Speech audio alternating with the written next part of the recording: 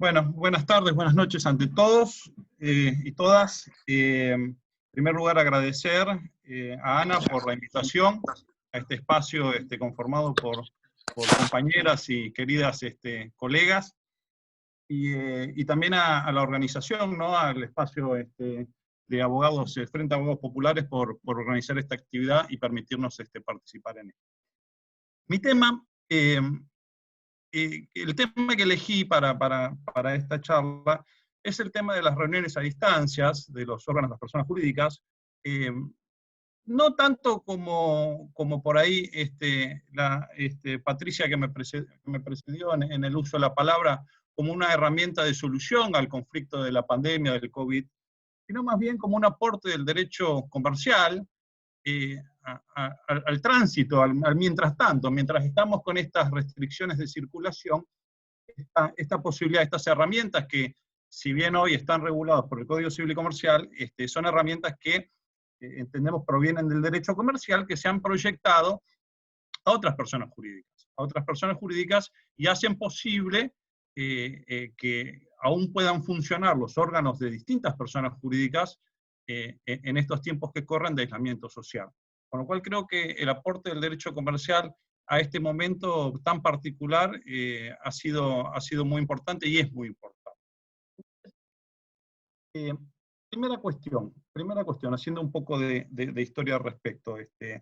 El Código Civil de Vélez Sarsfield, el antiguo código por el cual, por lo menos la mayoría de muchos de los que conozco acá hemos estudiado en la facultad, regulaba a las personas jurídicas en general y de derecho privado, ¿no? Decía, bueno, las personas jurídicas son públicas o de derecho privado, las de derecho privado son estas, pero lo que no contenía, lo que no previó Vélez Sarsfield en la regulación del código, en la regulación del Código Civil, era un capítulo, un apartado específicamente previendo una suerte de teoría general de la persona jurídica. Simplemente se limitó a enumerar cuáles eran las personas jurídicas. Muchas de ellas tenían una ley específica, posteriormente se sancionó una ley específica que regulaba su constitución, funcionamiento, responsabilidad, disolución, liquidación, transformación, etcétera, etcétera. Y bueno, tenían leyes específicas que las regulaban, pero lo que sucedió es que habían algunas personas jurídicas, algunas inclusive previstas por el propio Vélez Sarsfield, no tenían una regulación específica. Caso, por ejemplo, de la asociación civil. Vélez Sarsfield previó la asociación civil como una persona jurídica al derecho privado, pero la reguló en 2 o 3 artículos donde decía cómo se constituía, y no mucho más. Lo mismo con la simple asociación, sucedía exactamente lo mismo. Y después habían otras personas jurídicas del derecho privado que se fueron creando con posterioridad, ya sea por normas especiales o ya sea por creaciones pretorianas, como por ejemplo en el consorcio de copropietarios, no tenían una ley específica. Y entonces esto generaba un vacío legal importante, porque la pregunta era, bueno, son personas jurídicas reconocidas por normas específicas, ahora, ¿qué regulación le aplicamos? ¿No? Y esto sucedió, por ejemplo, en el caso de las asociaciones civiles, que ese vacío legal, ese enorme vacío legal del funcionamiento de sus órganos, de la forma de tomar resoluciones, de un montón de cuestiones, fue regulado en cada jurisdicción en particular por el organismo a cargo de las personas jurídicas. Y así tuvimos durante bastante tiempo un mosaico de regulaciones distintas donde habían normas formales y algunas sustanciales de funcionamiento de las asociaciones civiles que diferían según el lugar en donde se habían constituido.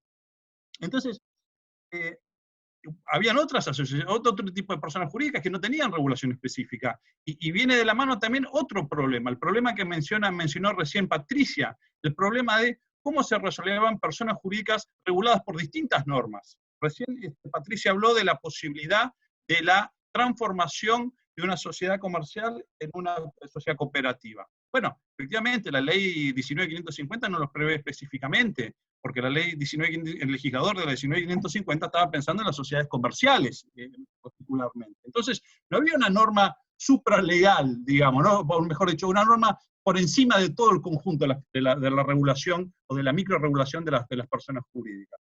Cosa que ha sido superado con la sanción del nuevo Código Civil. A partir del 2015, ustedes saben, tenemos un Código Civil y Comercial nuevo, Y este código prevé específicamente un capítulo dedicado a la persona jurídica en general, de forma genérica.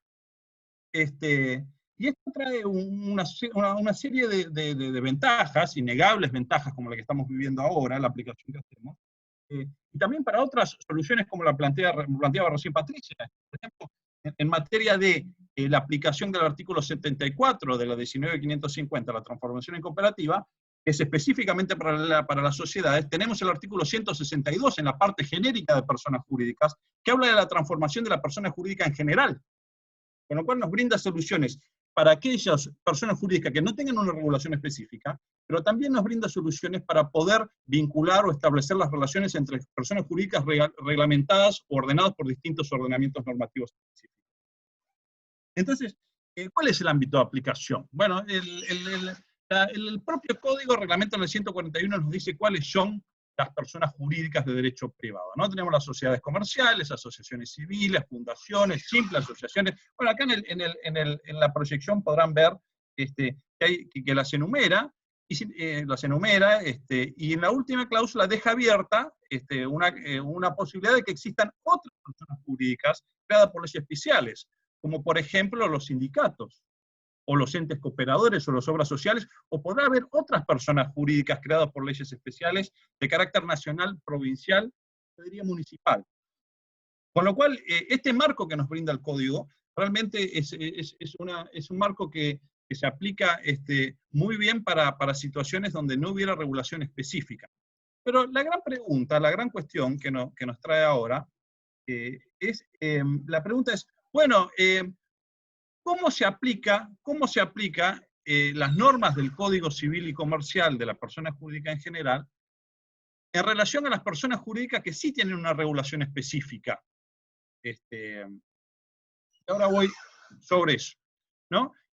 El propio código no establece un orden de prelación normativa. El artículo 150 dice que se aplican primero las normas imperativas de la ley especial, y en su defecto las normas imperativas del Código Civil y Comercial. En segundo lugar, se aplican las normas del acto constitutivo y de sus reglamentos, y en tercer lugar, se aplican las normas supletorias de la ley especial, y en su defecto las normas supletorias del Código Civil y Comercial.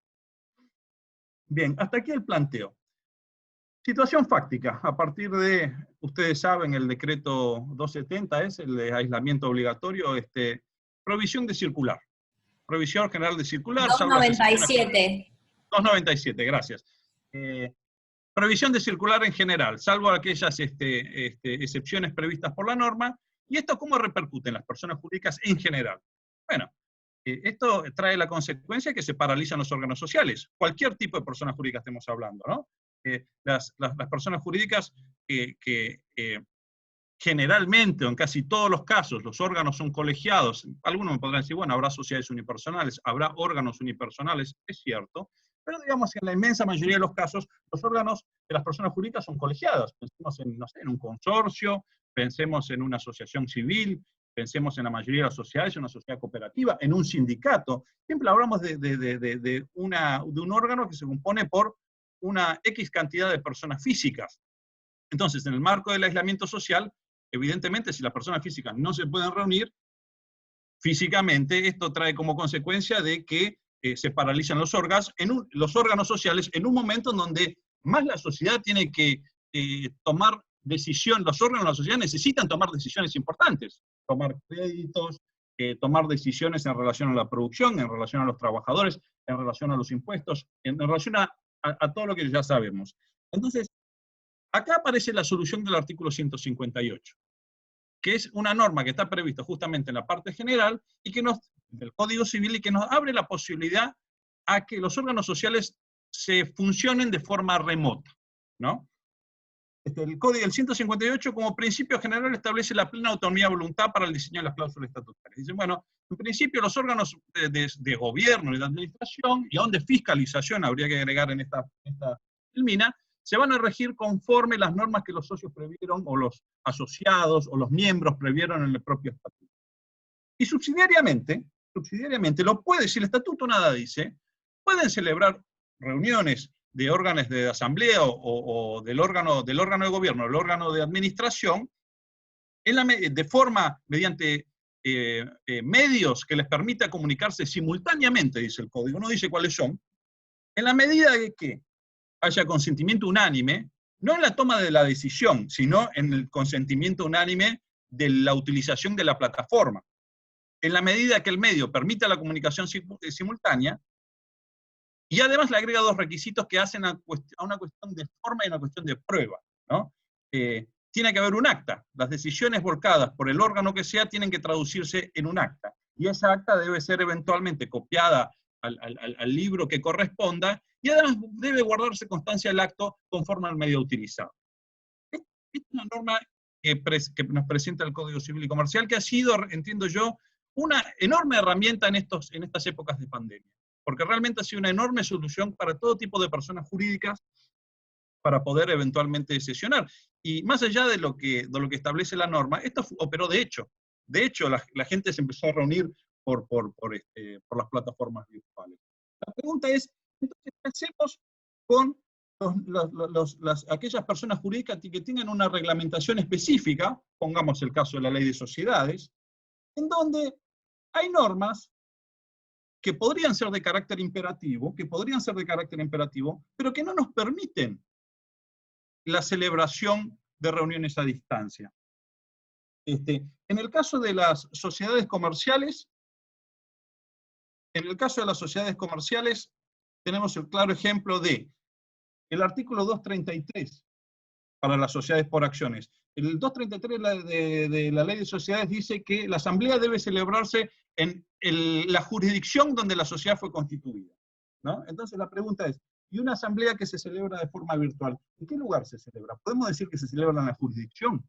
Si un socio está en la provincia de Buenos Aires y el otro está en Capital, ¿en qué lugar se celebra la asamblea? Otro problema concreto que nos establece el caso de la Ley de Sociedades es el 238, que nos dice que los asistentes, los accionistas asistentes deben firmar un libro de asistencia a asamblea. Con lo cual, ¿cómo se firma el libro si el socio no puede trasladarse? Entonces, yo en realidad dije que iba a hablar sobre la reunión de órganos a distancia, pero realmente el tema central acá es la forma de interpretar la norma. Y de esto venimos hablando del derecho societario por lo menos desde el año 2016 o 2015 que se estacionó. Es decir, ¿cómo se interpreta el artículo 150 en relación al microsistema normativo particular, en este caso de la ley de sociedades? Cuando chocan las normas imperativas del microsistema normativo con las normas del Código Civil y Comercial. Una posición de la doctrina dice, bueno, el artículo 150 es claro, se aplican las normas imperativas. Entonces, si seguimos ese criterio, eventualmente, por lo menos en el caso de las sociedades comerciales, no podrían haber reuniones a distancia. Por lo menos no en las sociedades por acciones. Entonces, si la imperatividad, si la interpretación se hace imperativa, pero ateniéndose únicamente a lo que dice textualmente la norma, lo que dice literalmente la norma, eventualmente la solución en estos tiempos por el 158 no se podría haber aplicado. Otra forma de interpretar Darío, el 150, perdón, vamos a tener que ir cerrando también. Voy cerrando. Otra forma de interpretar lo que es en definitiva lo que prevaleció y la realidad se terminó imponiendo por sobre la dogmática. Otra forma de interpretarlo es, no, mire, tenemos que aplicar primeramente la imperatividad de la ley especial, pero no funcionan las palabras, sino funciona la finalidad del instituto, sino haciendo una aplicación teleológica de la norma. Y esto es un poco la propuesta, esto es un poco la llave que permitió que muchos organismos reguladores, los registros públicos, empezando por Inspección de Justicia, siguiendo por Comisión Nacional de Valores, distintos registros del interior de distintas provincias del país, el INAES, el Ministerio de Trabajo, han abierto la posibilidad a que el funcionamiento orgánico en algunos casos se dé a través de plataformas virtuales. Siguiendo dos cuestiones, dos principios básicos, ¿no?, en la reglamentación. En primer lugar, que cualquiera sea la plataforma utilizada, se permite el libre acceso de todos los participantes que estén legitimados para participar de la reunión. Eso hay que asegurarlo, porque si no, no podría funcionar válidamente el órgano. Y en segundo lugar, que exista algún registro, que exista alguna constancia fehaciente de lo que sucedió, de lo que se debatió, de lo que se resolvió. Entonces, para cerrar,